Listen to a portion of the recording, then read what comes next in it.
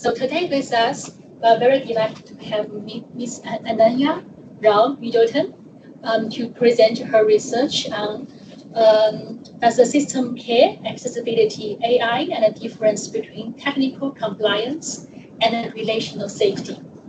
Just a quick introduction of Ms. Ananya. Ms. Ananya Rao-Middleton is an interdisciplinary researcher and the founder of the Institute of Relational AI. It is a research institute studying how relational dynamics between humans and AI systems shape safety outcomes. Ananya holds the Master of Philosophy degree from the University of Cambridge and is a Churchill Fellow. She's currently conducting her research in Singapore and Melbourne on accessibility as an end-to-end technical societal system. So without further ado, let's pass the floor to Ananya, and we can have the discussions during the Q&A session of the presentation and STEM. So please hold your questions, and we will have enough time at the end of the presentation. Thank you. Thanks so much for having me, everyone. It's my first time in Singapore, so I'm very excited to be in the city, to learn more about the infrastructure, about all of you, and it's been a pleasure to be at the Singapore University of Technology and Design as well. So thank you so much for hosting me. So I just want to get started by introducing the topic and a little bit more about myself as well. So as Jean said, that I'm a Churchill Fellow and I'm currently doing this research as a part of my fellowship. The fun part being that I get to be here and that I also get to be in Melbourne. So the reason I'm in Singapore is to understand a little bit more about your infrastructure, particularly from an accessibility perspective, because in the UK, Singapore has an incredible reputation for having infrastructure that is incredibly supportive of people with accessibility needs. And where I'm coming from, to be completely frank, we're in a deficit of accessibility. If I were to rank Singapore and the UK on a scale, the UK would be in minus numbers. It's pretty bad. And so like a little baby deer coming to Singapore, my eyes were wide open, and I am and continue to be really impressed by the way the city is structured and what you guys have built here. So just a little more about me and why I'm doing this research, because I think that it's important to relate this to my personal story as well. So I'm an anthropologist by training. As Jin said, I hold an MPhil from Cambridge, and I've actually spent the last decade doing a lot of qualitative research for different organizations like YouTube, the Wellcome Trust, and Greenpeace, focusing specifically on disability because I saw that there was a huge gap in terms of understanding disability in public policy, but also translating the needs of disabled people into rooms where disabled people were not actually there. But what's really important, and what you might be thinking is, maybe I don't look disabled, and why am I speaking on behalf of people with disabilities and entering into those rooms myself? So I'm actually autistic, and I was diagnosed late when I was 30. I had no idea that I was autistic, but suspected that there was something there, that I had led my life with a lot of different kind of social and physical things popping up. Like, I'm incredibly clumsy. I tend to really hyperfixate on specific topics to the extent that is kind of not something that you see all the time. I can talk for hours about very specific things, and a lot of other things that led to the diagnosis. But also in my mid-20s, I was involved in an accident with go-karting, actually, which is usually a fun activity, but it wasn't terribly fun for me this time, that resulted in a brain injury. And off the back of that, I was diagnosed with multiple sclerosis. And multiple sclerosis is a neurodegenerative disease that impacts the brain, which impacts every other system in your body. And so a lot of people with multiple sclerosis either end up becoming physically disabled, where they become wheelchair users or need different mobility aids. But it's also what we call a dynamic disability and an invisible disability, where the needs of the disability is not always consistent. There might be some periods where I experience a lot of fatigue and might not be able to go out as much. I often experience sensory overwhelm, being neurodivergent in busy stations, for example, as well. So it's not immediately obvious, but that's the story that connects me to this kind of research. And it's the reason I see what I see. I navigate systems that weren't really designed with me in mind every day, especially in the UK, going back to the deficit. So I know what it feels like to be in a train station that's technically accessible, but sensorily completely overwhelming. And I know that the planning, the contingency, the thinking, and the low level of anxiety of never quite knowing how a space will hold you feels like for somebody with accessibility needs. So I live between London and Lisbon. Neither of them are pretty accessible, especially compared to Singapore. So my benchmark, honestly, is pretty low. But I came to Singapore, again, because the city is known globally as being one of the best for accessibility. And I wanted to understand, is it truly accessible for the people who live here from their perspective? It's easy to look at results from an audit or a policy document or in the news, but I'm interested in this from the inside, from a lived perspective. So today I'm going to walk you through some of the ideas that I have, some of the concepts that I'm exploring in my fieldwork, and also what I've found in the first few weeks of my fieldwork so far, interviewing with disability-oriented organizations, transport providers, and most importantly, people with disabilities themselves as well. So every system that a person depends on creates a relational dynamic. Trust and or suspicion, safety or vigilance, belonging or exclusion. And these dynamics exist whether we design for them or not. A transport system that provides unreliable information about lift outages is teaching its users not to trust it. A hotel that labels a room as accessible without specifying what that actually looks like and what it means for different bodies is creating anxiety before the guest even arrives at the hotel.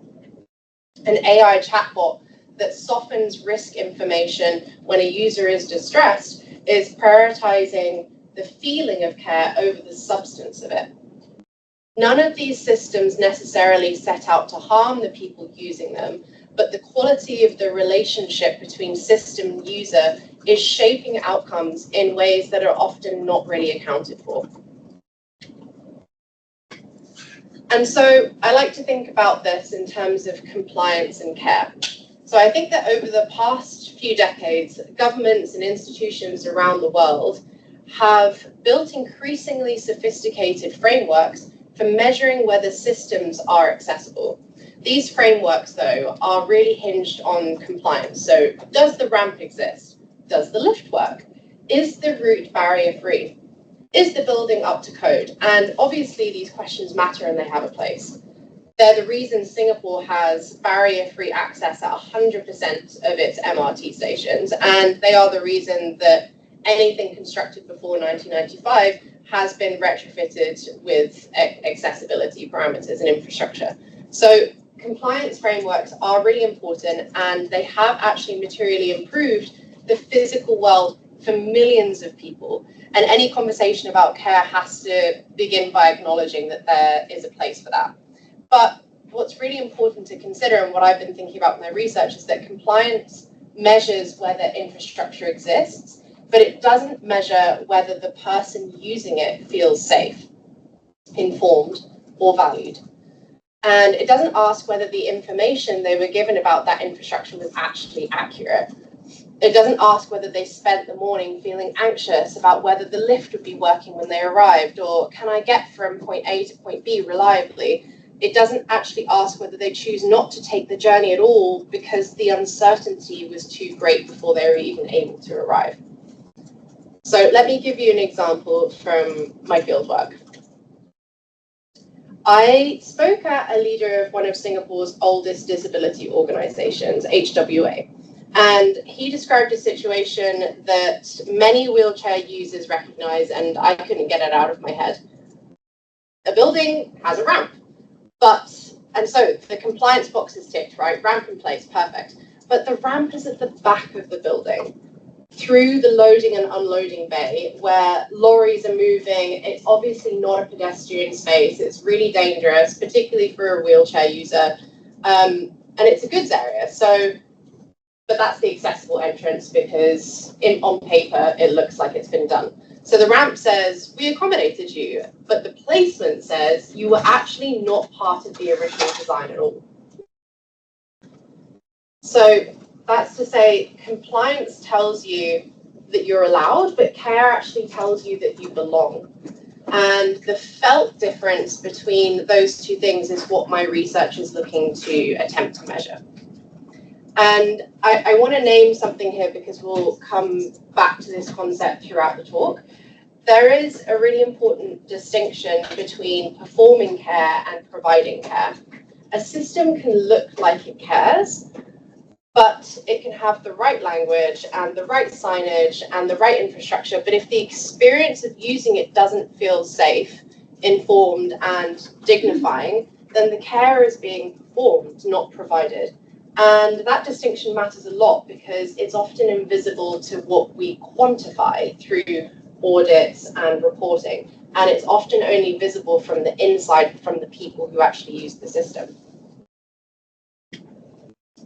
So why is it important to draw the distinction between the two? Compliance is the language of governance, regulation, control. And care is more the language of community, relationship, and safety. Both have merits and both obviously have their place. Compliance creates minimum viable standards and accountability, but compliance without care produces systems that look accessible on paper and feel hostile in practice. So one thing that when I visited SG Enable that really stuck with me, I'm going to quote my friend Alvin from there. He said, understanding the rules and regulations is one thing, but when you need to understand the people who will be affected by it, don't just follow the framework, but understand how the experience will actually be like and how it will be felt. So compliance can be audited, but care has to be felt by the people using the system. And right now, we have robust systems for auditing and compliance, but almost no systems for measuring care. So how do we go about doing that, actually? So if compliance can be audited, but care has to be felt, does that mean that care is really difficult to measure or maybe even unmeasurable? But I don't think so. And I'd love to know what you guys think in the Q&A part. I think we just haven't really built the tools to do that yet. And at the Institute of AI that I founded and used to do my research from, we use a concept called relational safety. And relational safety is about the quality of the relationship between a system and the person depending on it. And it can be examined through specific observable dimensions. Does the system communicate risk honestly? Or does it soften, delay, or compress information to avoid making the user uncomfortable? That's risk calibration. Does the system adapt to the individual, or does it treat every user as interchangeable, offering the same response regardless of who is asking and what they really need? That's the difference between a system that knows you versus a system that processes you. Does the system maintain a consistent posture over time so that trust can actually build, or does it reset with every interaction, leaving the user to start from scratch every single time? And then I think this is the simplest test, which I think cuts through everything else essentially. Can the person, depending on the system, rely on it without carrying the burden of vigilance? If the user has to constantly verify, second guess, plan contingencies, and manage their own anxiety because they can't trust the system to do it for them, that system is inherently not relationally safe, regardless of how many compliant boxes it ticks. So that is measurable and that is observable. It's not just a feeling, it's a set of dynamics that can be studied, documented, and designed for, importantly. And that's what I'm trying to do with this research. So I want to bridge over to accessibility for a moment, because I think this is the other really important thing for us to understand when we're thinking of compliance and care. What does it actually mean? I feel like accessibility is one of the broadest umbrella terms we use, because it encompasses mobility, sensory, cognitive, fatigue-related, and temporary access needs as well. It also covers wheelchair users and people with chronic pain and autistic people and parents with prams and elderly people and people recovering from surgery. That's so broad, and they live completely different lives and experiences. And so I think that the broadness of the term has become a bit of a problem, because when a hotel says accessible room or a transport provider says accessible vehicle, what does that actually mean when you think about all those people that it's trying to accommodate underneath it?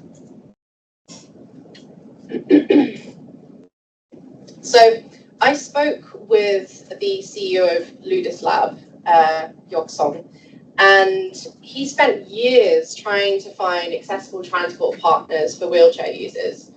One provider, he said, showed him a goods forklift, the kind that you literally move to use boxes that you'd probably find in like an Amazon warehouse, as their wheelchair lift. So he looked at the dimensions, and he didn't even bother asking any further questions. He was like, the dimensions work, so this would work for a wheelchair user. Another partner said that their vehicle was accessible to Yok-song, but what they meant was that a manual wheelchair could be folded and put into the back of a van, but for anyone on a motorized wheelchair who can't transfer, that's not accessible at all. But the word was used, and he said, oh, but it's for wheelchair users. So Yok-song told me that he's learned to bypass the word entirely. Instead, he asks more precise questions, like, can a motorized wheelchair get inside the bathroom to take a shower? Because when you get specific, people immediately understand that a bathtub isn't accessible, or the door frame wouldn't fit someone who's in a motorized wheelchair. And the thing is that this isn't like a fringe or an edge issue. I was invited to visit a friend at a 5-star hotel here in Singapore, just on Orchard Road. And they'd actually traveled from Melbourne to be in Singapore, and they were told that the room was accessible. Now, this friend is in a motorized wheelchair. And he was like, come upstairs with me and take a look at how this actually looks for me. So we approached the door of his hotel room, and he literally scrapes the door frames on either side to get in. Even though they said this is an accessible room, it's adapted for wheelchair users, but it didn't even fit the minimum parameters of the width of the door frame. And then when he actually managed to get into the room, which took a minute, he showed us the bathroom, and the lift that's supposed to help him to be able to take a shower and come off his wheelchair was completely detached from the wall, literally. And this is a 5-star hotel, but apparently this was accessible. So the broadness of accessible as a term, it actively creates risk, and it gives providers a word sometimes to hide behind, and it also gives users a false sense of security, right? This was not anticipated by my friend when he booked this hotel. And so I want to think about what accessibility looks like versus feels like. There's a distinction that's really central to everything that I'm doing with this research, and it's exactly that. It's what does looks like accessibility mean? So looks like accessibility measures the system. Is there a ramp in place? Does the lift work? Is the doorway wide enough? Can the person get inside the room? And these are like object level questions. They measure whether infrastructure actually exists. And they're important because without them, obviously, nothing else is possible. But feels like acceptability measures the actual person, the user. Does she feel safe? Does he feel welcome? Can they navigate this space without carrying the invisible weight of making the system work for them? We currently measure one and kind of assume that it accounts for the other. And it doesn't in practice. Because when we only measure whether the ramp exists, we can jump up and down and declare success. Well, the person still using it is doing so much emotional and effective labor trying to plan the route in advance and maybe try and navigate out of an unsafe situation if it's the back of a building, verifying that the ramp is actually in the right place and that there's a sense of continuity as well. So there's a lot of things that disabled people are having to do in order to account for the fact that there's not feels like accessibility in place. And that invisible labor, the planning, the verifying, the worrying, the adapting, is what I call the burden of vigilance. And it falls hardest on the people who can least afford to carry it, unfortunately. So I think the shift from looks like to feels like is not just about, it's not about adding more infrastructure. I think it's more simple, and it requires a lot of active listening. It's about changing what you're looking at from the object to the subject, and from the ramp to the person who's actually on the ramp, and from the system to the relationship between the system and the human being who depends on it. So let me show you what this looks like in practice. So I visited Engineering Good.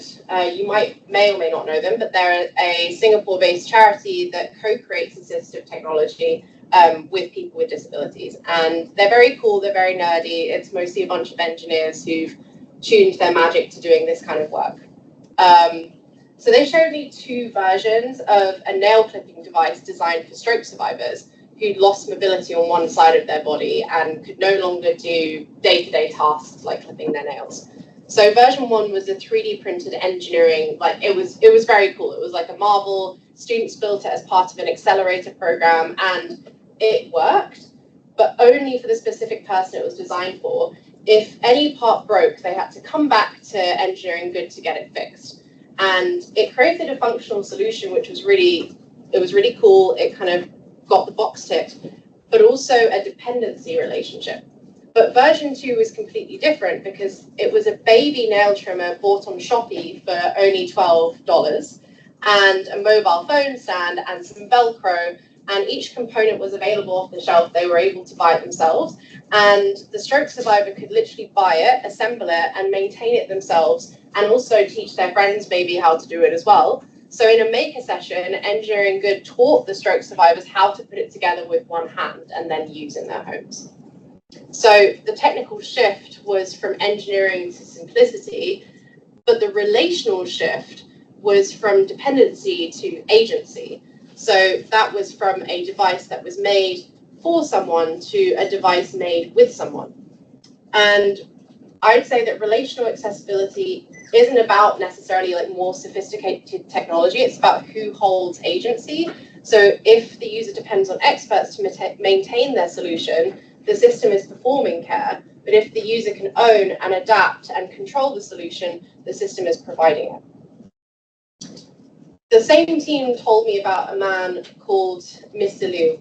He came into a maker workshop and sat quietly the entire time and refused to participate. He was a little bit grouchy.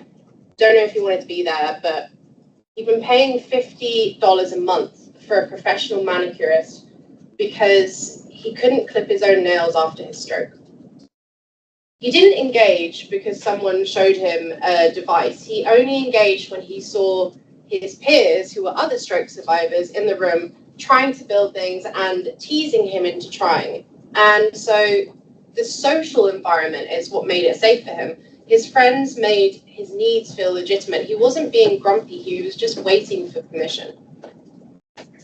And so in that sense, the relational environment told him, your needs matter and you're allowed to want this. So a system that technically provides for people, but relationally communicates that their needs are a burden, will be underused. And that's not always because the solution is wrong, but because the relationship is wrong. And this is where universal and inclusive design come in. One of the clearest things I heard in my research came from a leader at SG Enable, who said, I would not say that having universal design means that you don't need inclusive design, you actually need both. Singapore's infrastructure is built on universal design principles, and it's important to understand what that has centered. Singapore has a rapidly aging population, as we know, and culturally there's a deep respect for seniors here. And in 1970, 1 in 31 Singaporeans was over 65, and today it's 1 in 5. And by 2030, it'll be 1 in 4. So the government responded with 3 billion national aging blueprint that frames barrier-free transport and accessible buildings as measures to help seniors. So when we say universal design here, it explicitly centres the elderly, and that's a policy rationale. So practically, that means that the universal design that underpins this city's infrastructure is designed around one primary user, the elderly person who may or may not have a mobility aid. And for that user, the system is incredible. But I think here's the really important thing about universal design. It always creates a centre, and everything that falls outside that centre benefits incidentally, if at all. So wheelchair users who are younger benefit, of course, because their physical needs overlap with the elderly archetype. People with visual impairments benefit because tactile indicators and audio signs were built into the same framework. But people with autism, ADHD, chronic fatigue, fluctuating pain, sensory processing differences, their needs are not physical or spatial in that same way. And so they are more individual, dynamic, and context dependent. And a wider doorway doesn't help someone who's overwhelmed by fluorescent lighting. A ramp doesn't necessarily help someone who can't process the signage. So that's where inclusive design becomes really, really important, because that asks, who did the baseline leave out and what do they specifically need? It's looking at the edge cases. Universal design is more compliance level. It creates the floor, whereas inclusive design is care level. And so it reaches the people, as I said, standing at the edges. And oftentimes the edges is where the stakes are highest, because the people there have the least margin for error and the fewest alternatives where the system just doesn't really work for them. So being really clear, I think Singapore's accessibility infrastructure is incredible and not just good on paper, because it actually works with people who use it. And I know this because this is what tons of the people who I've been interviewing over the past few weeks who have disabilities have been telling me time and time again. I met a wheelchair user at HWA who literally gave up his car, and he takes the MRT from Marine Parade to Novena every day. And he told me everything is accessible all the way through.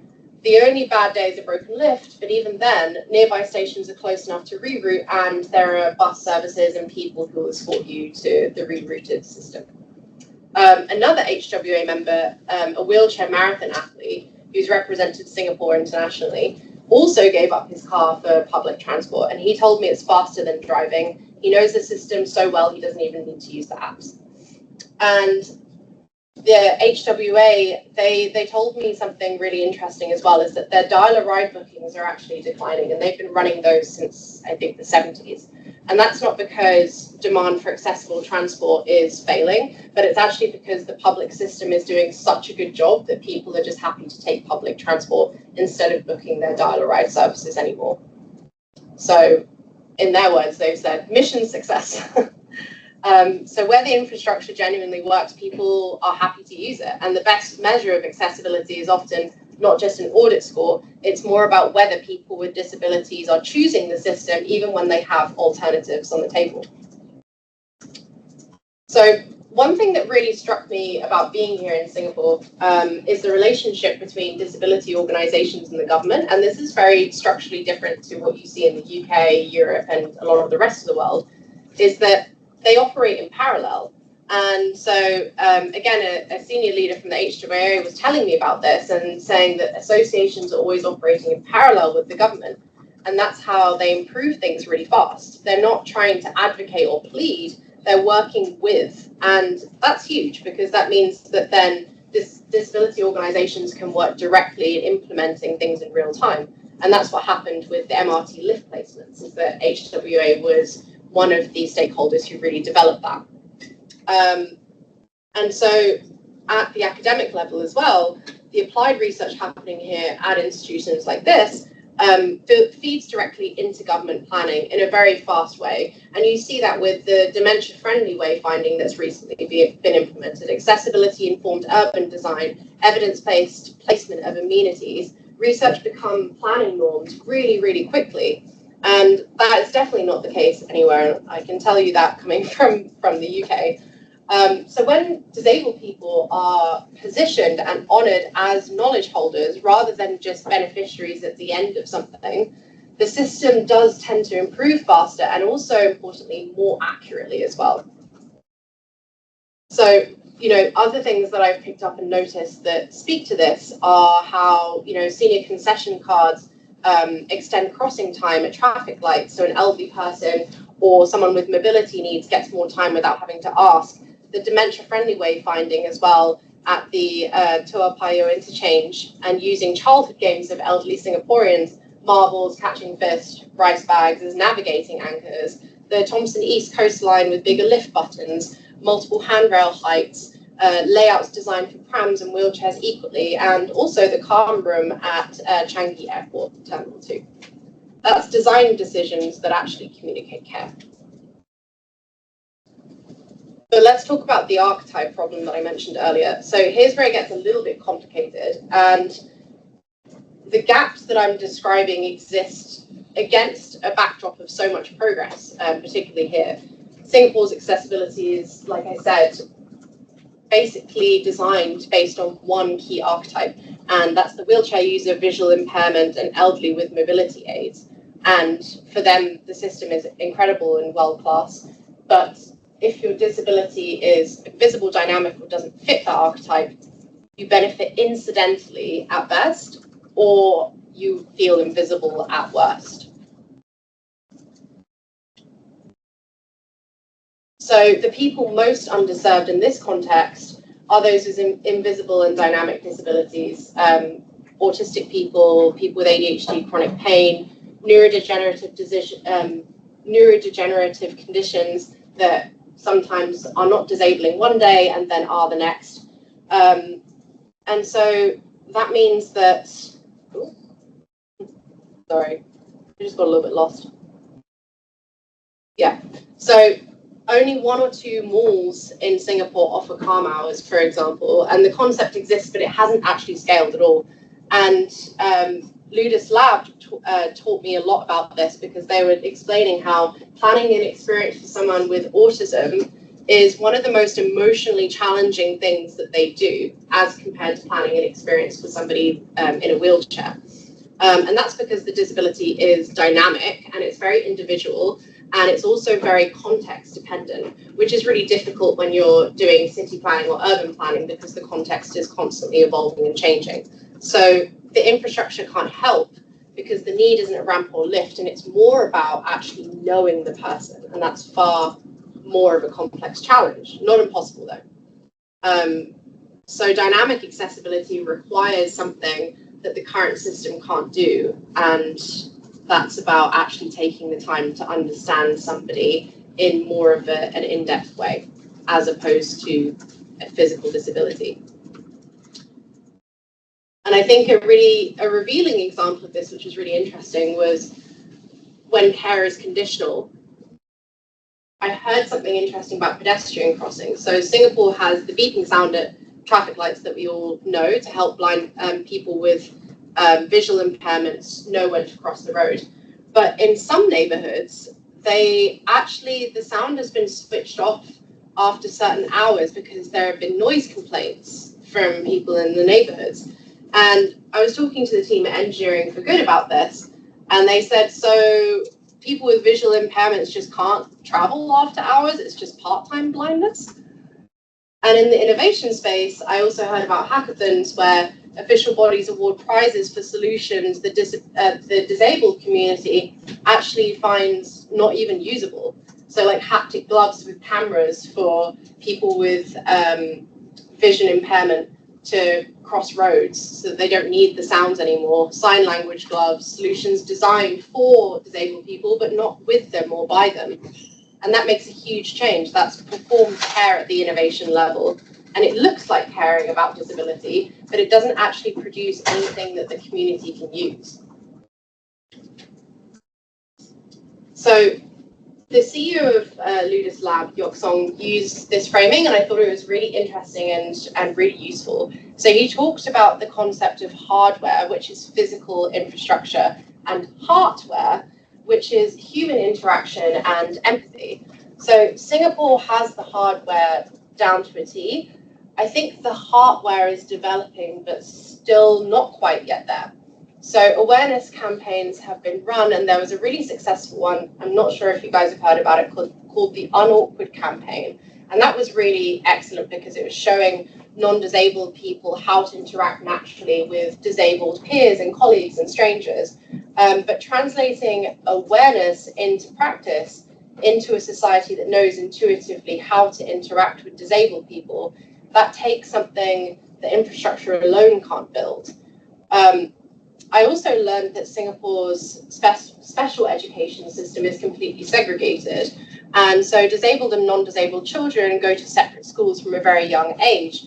And the only integrated kindergarten at the moment is at Enabling Village. If you haven't visited it, you should definitely, called the Kindle Garden. And that, I think, shows a lot of what's possible, where children with no stereotyping and no biases and true integration and inclusion, everyone is a friend to them, but it's kind of the exception at the moment.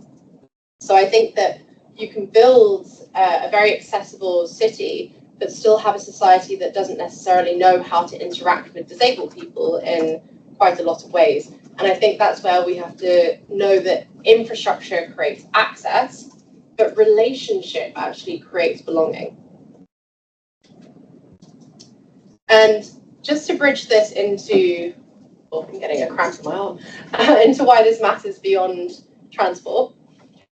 Everything I've just described in terms of trust and uncertainty and information asymmetry, the gap between compliance and care, performing versus providing, those are not just accessibility dynamics, they're also the same dynamics that we're experiencing where AI systems interact with vulnerable people.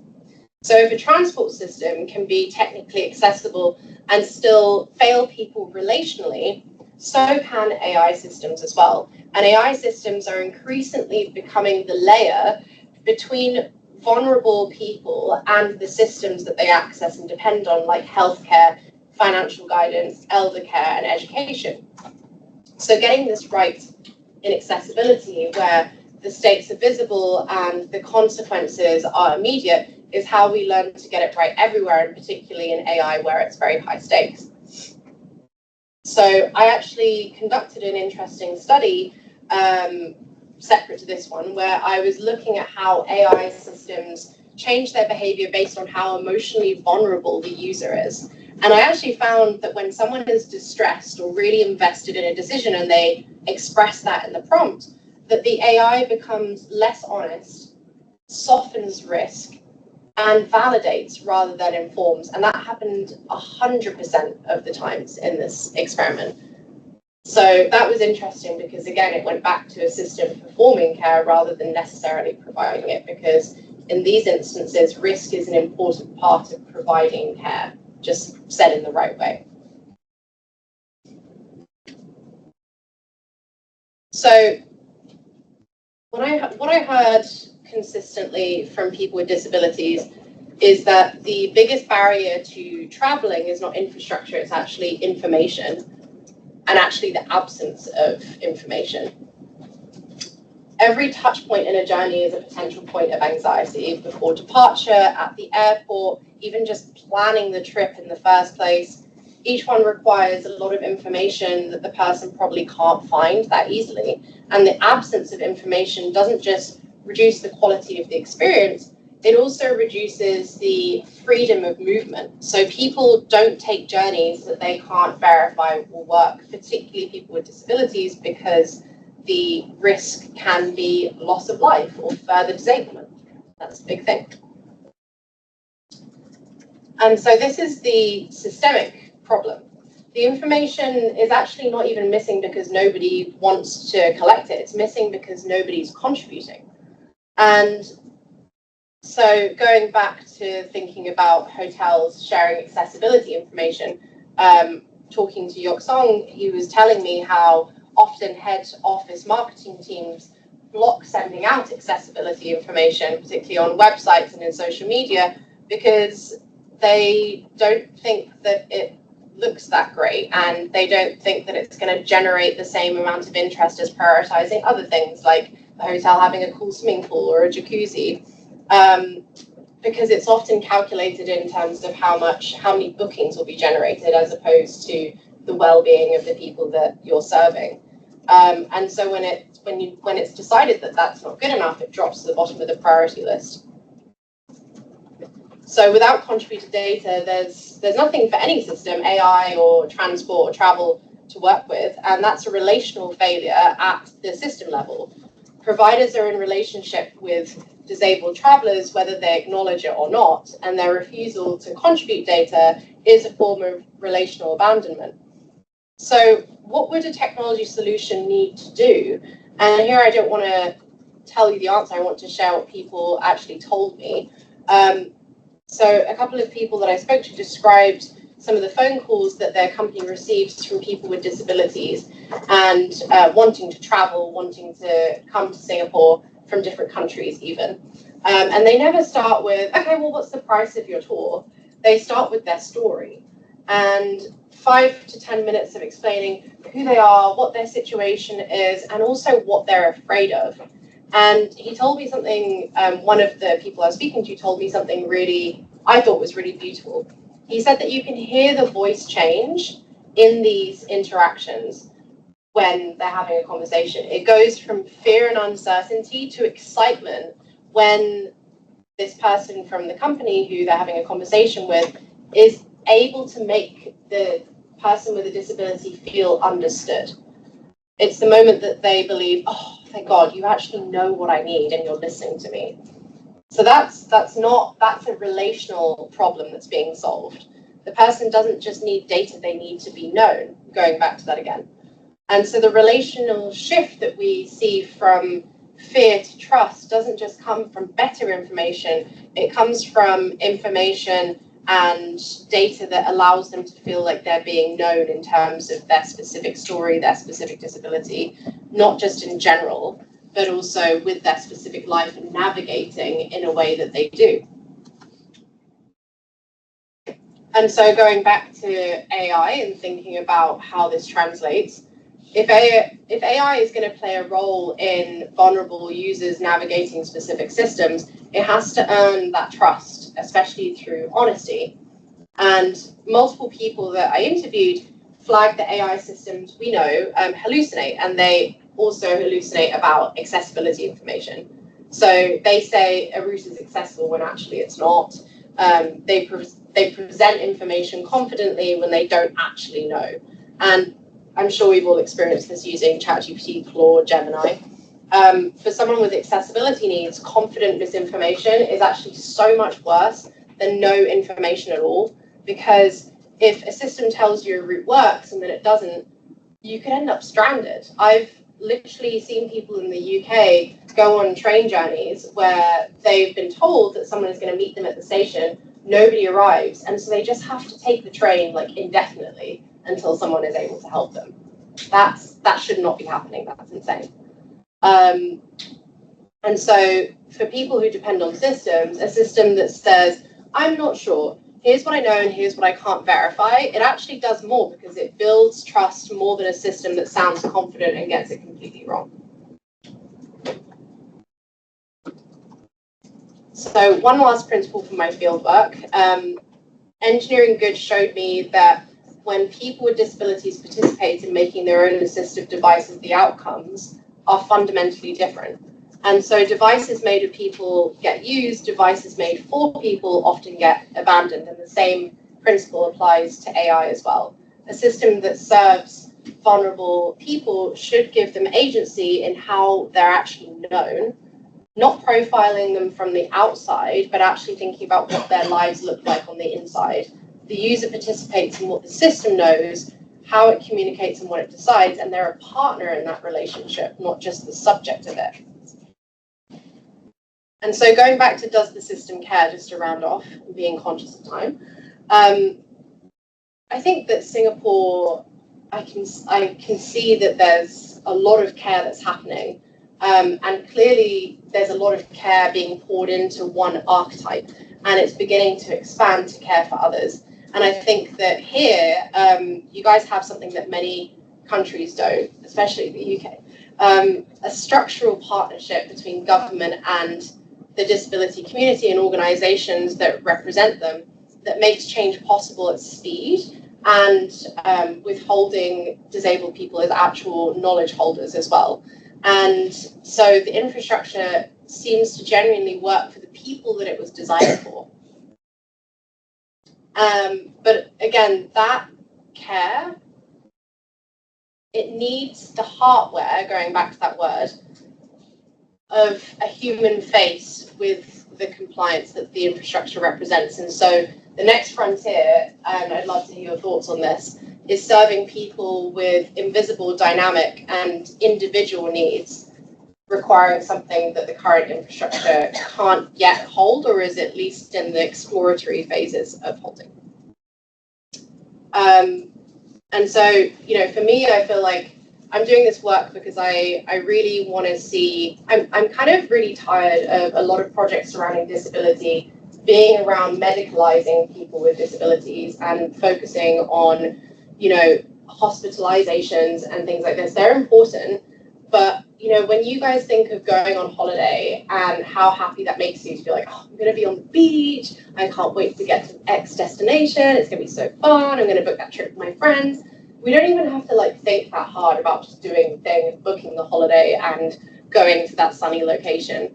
But for a lot of disabled people, they can't even take those steps to book. So the thing that the mission for me is just thinking about how can I help people with disabilities actually just be more carefree and to do those fun things. So thank you for listening.